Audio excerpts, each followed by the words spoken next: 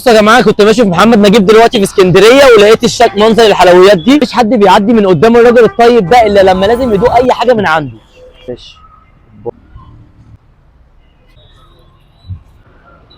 مش حد بقى متهيألي هيعدي من محمد نجيب الا وهو مشتري الكيكه دي. دي بقى حلوه قوي، الناس اللي تشربها مع الشاي باللبن الصبح. عايز اقول لكم ان انا جربت اللي بالكاكاو والبرتقال، مفيش اجمد من الاثنين، ميكس مع بعض كده رهيب مش طبيعي من الصبح. قول لي بقى ايه السر في الكيكه دي؟ الكيكه دي عشان احنا بنزود فيها زبده ولبن بودره، طعمها خفيف جدا وحتى السكر بتاعها مظبوط، ممكن اي حد حتى مريض السكر ممكن ياخد منها.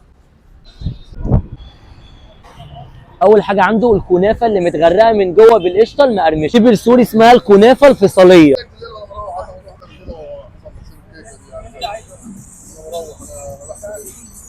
ماشي.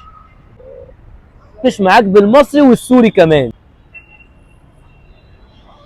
بيبيع منها ربع كيلو ب 30 جنيه.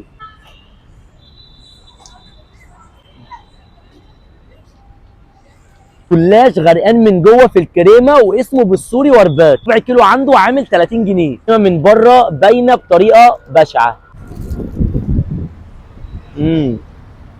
الكريمه بتنزل منها يا جدعان.